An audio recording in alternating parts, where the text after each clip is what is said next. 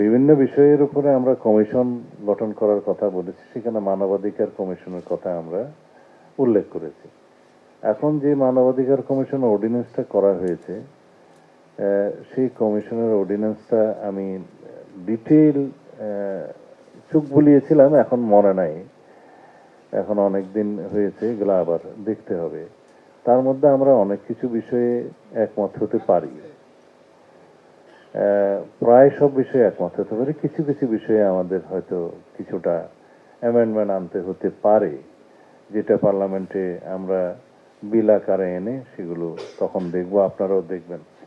তবে exactly interim government যে সমস্ত অর্ডিন্যান্সগুলো যেইভাবে তাদের ধ্যান ধারণা মতে পাশ করেছে বা অর্ডিন্যান্স জারি করেছেন, সেই অর্ডিন্যান্সগুলোর অধিকাংশই আমার মনে হয় আমরা এক্স্যাক্টলি গ্রহণ করতে পারবো। আমি আর ম্যাগি, স্বাদ ও ভালোবাসার দারুণ জুটি ফ্রম নেসলে।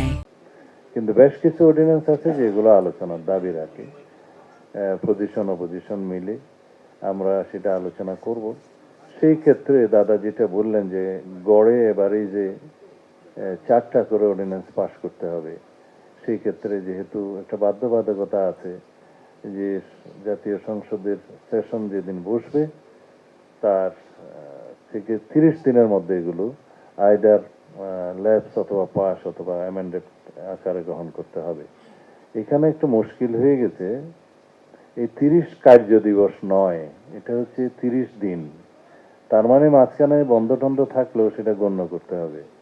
এখন আমাদের সেশন বসছে 12 তারিখ, 12 তারিখের পরে 13-14 উইকলি হলিডেজ, এরপরে 15 তারিখ আবার বসার সম্ভাবনা আছে, 16 তারিখ সবে কদর, তারপরে একদিন ন্যাশনাল হলিডে ছিল না, একদিন মাঝখানে ব্রিজ হলিডে আমরা করে দিয়েছি, সেটা একদিন খোলা ছিল, সেটাও আর সম্ভব হচ্ছে না সেশন বসার।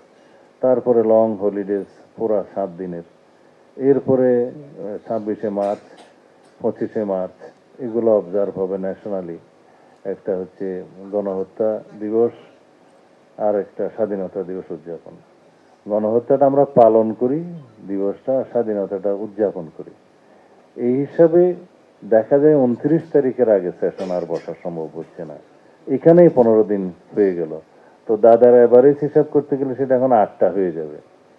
তো রেগুলার 8টা অর্ডিন্যান্স পাশ করা, উত্থাপন করা বিল আকারে প্রত্যেকটা মন্ত্রণালয়ের পক্ষ থেকে কতটা সম্ভব জানি না। তবে আমরা যেগুলো পারবো না সেটা হয়তো অটোমেটিক ল্যাপস হয়ে যাবে, কিন্তু পরবর্তী সেশনে সেই আইনগুলো আমরা বিল আকারে আনতে পারবো।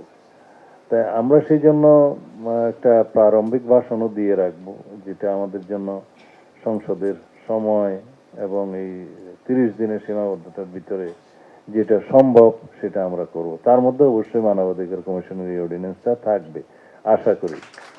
অবশ্যই এটা আইনমন্ত্রী বললে ভালো হতো, আমি স্বরাষ্ট্রমন্ত্রী হিসাবে হয়তো আমার মন্ত্রণালয়ের অধীনের আইনগুলো সম্পর্কে কথা বলতে পারতাম। এখানে আমাদের মন্ত্রণালয়ের অধীনে 7টা অর্ডিন্যান্স আছে।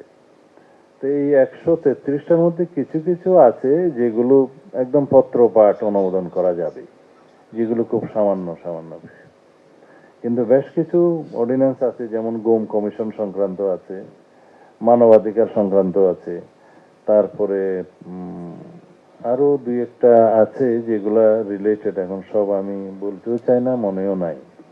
তো যেগুলো বিস্তর আলাপ আলোচনার মধ্য দিয়ে রেসপেক্টিভ মিনিস্ট্রিগুলো যে বিল আকারে আসবে সেটা বিশেষ কমিটিতে যাবে, যাওয়ার পরে সেটা ফার্স্ট রিডিং এর পরে সেকেন্ড রিডিং এ অবিলম্বে বিবেচনাতে গ্রহণ করা হোক। আপনারা হয়তো এই ল্যাঙ্গুয়েজগুলো জানেন, সেকেন্ড রিডিং, সেই সেকেন্ড রিডিং এর মধ্যে অনেক কিছু আলোচনা হবে, তারপরে থার্ড রিডিং এ আইন পাস হবে। এটা সময় নেয়।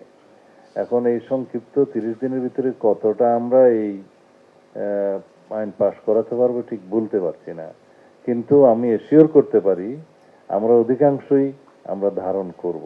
যেগুলো হয়তো আমরা অ্যাজ ইট ইজ গ্রহণ করতে পারবো সেটা ওইভাবেই আমরা আইন করে আগে নিয়ে আসবো।